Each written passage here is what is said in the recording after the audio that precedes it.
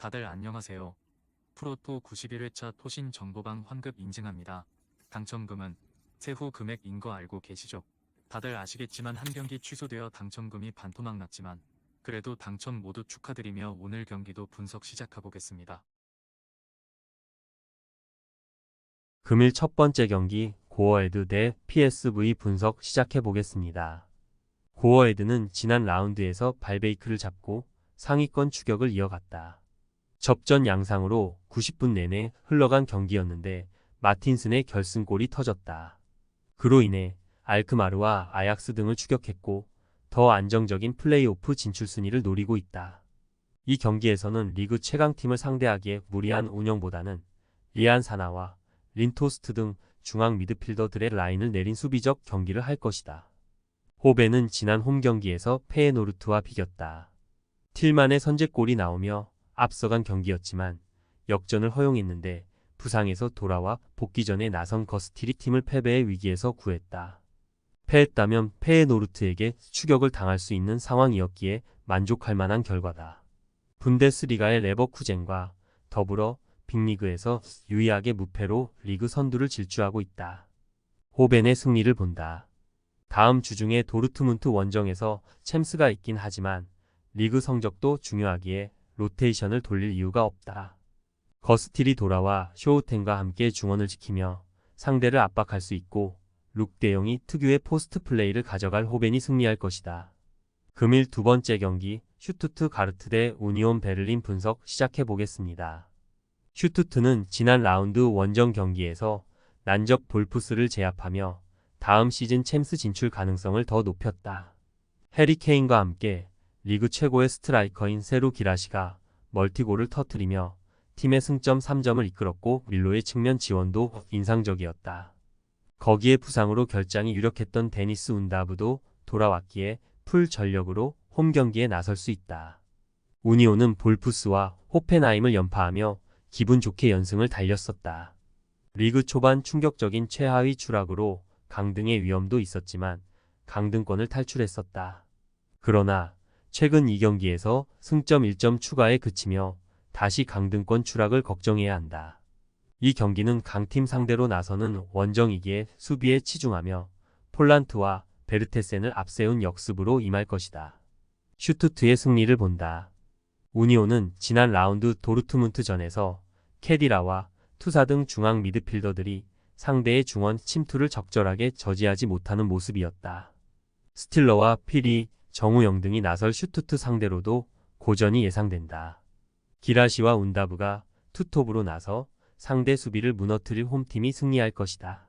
금일 세 번째 경기 나폴리 대 토리노 분석 시작해보겠습니다.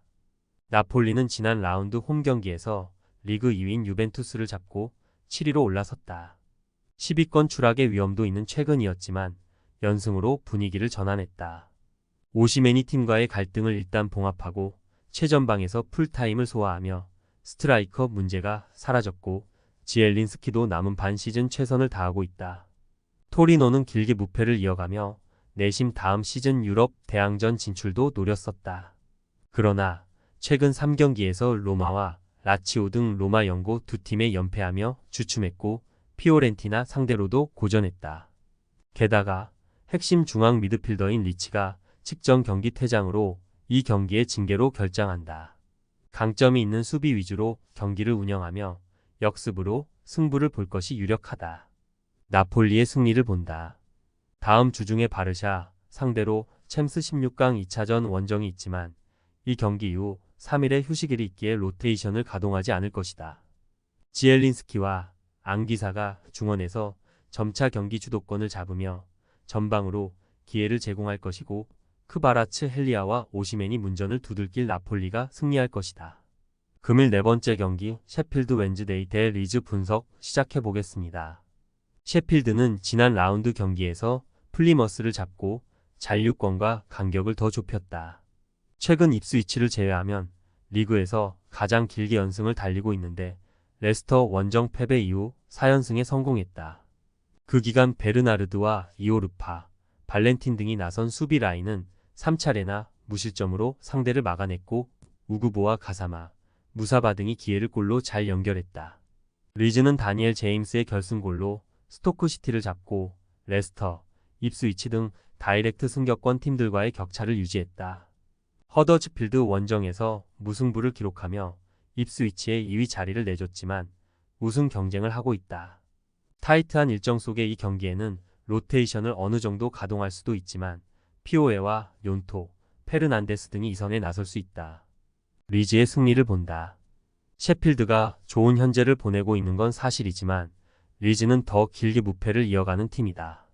또 무구보 의존도가 큰 홈팀 공격진과 달리 제임스와 욘토, 서머빌 등이 2선을 책임질 수 있고 기회를 해결할 확실한 골게터 벤포드도 있다.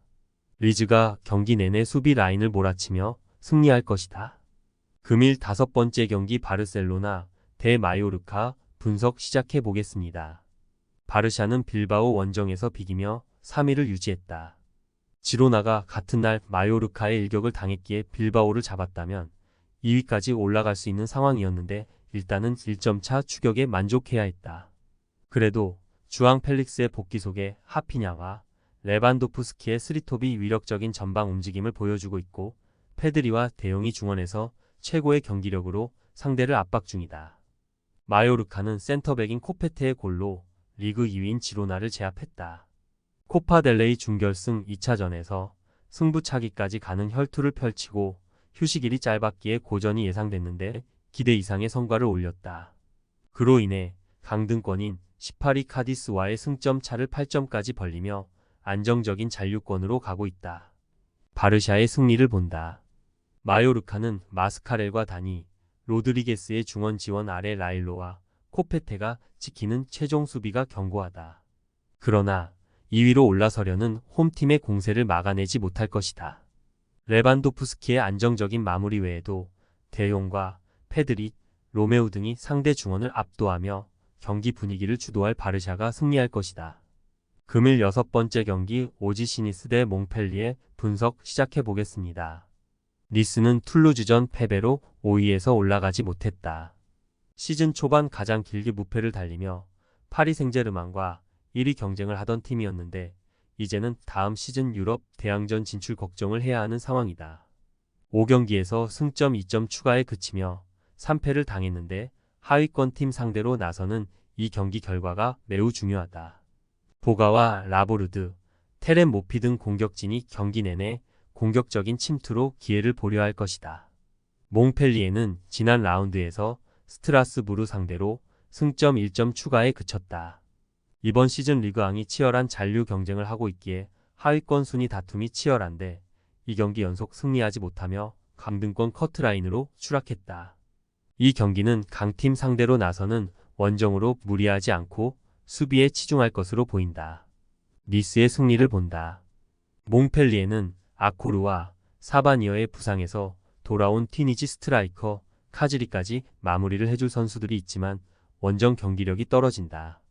또 최근 사그난과 키키 등 중앙 수비 쪽에서 상대의 침투를 저지하지 못하고 있다.